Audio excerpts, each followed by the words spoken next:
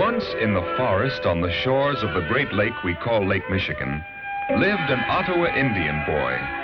The boy had a name, but everyone had forgotten it. They called him Lazy Bones, but they said it with a smile, for the boy wasn't really lazy. It was just that he was always watching, always wandering by himself. Sometimes he would watch the women pounding corn into meal.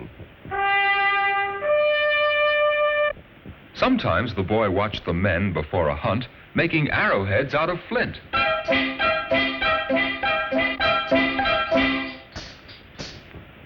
But the boy didn't help them. Instead, he went by himself, far into the woods, always quiet, always watching. He saw where the red squirrel hid its nuts.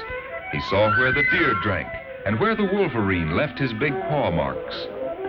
He had one friend, a little girl named Gray Fawn, and he told her stories about the woods.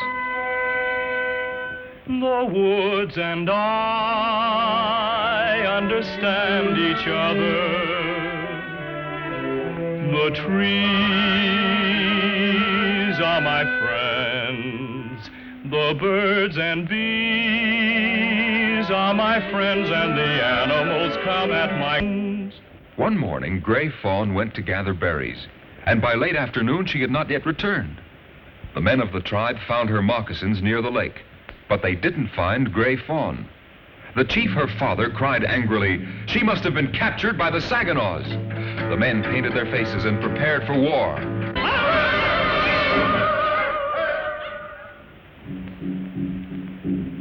While the men prepared for war, the boy called Lazy Bones went to the shore where Gray Fawn's moccasins had been found.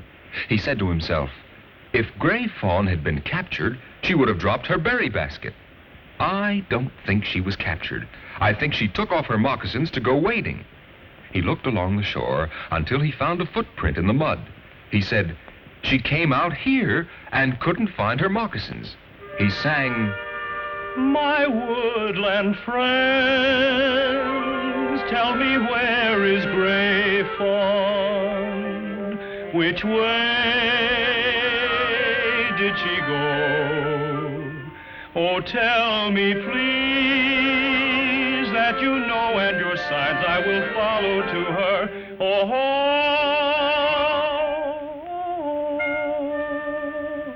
Gray Fawn and I are your friends. When the boy sang the song, a porcupine that had been gnawing young willow shoots stopped and stared at him.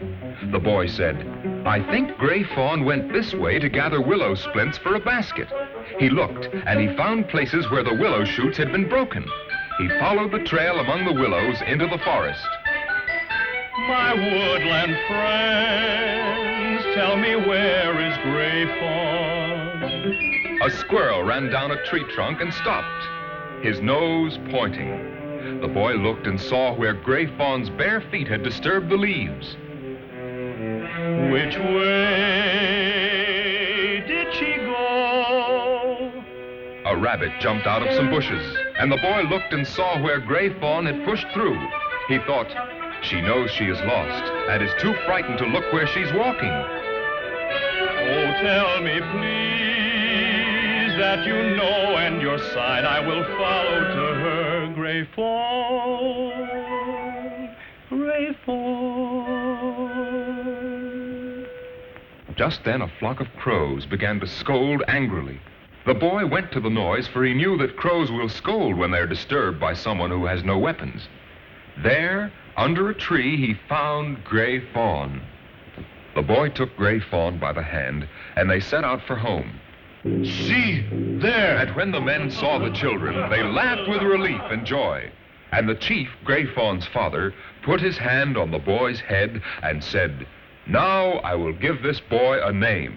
I will call him Little Hawk, for he has the sharpest eyes of all the Ottawas.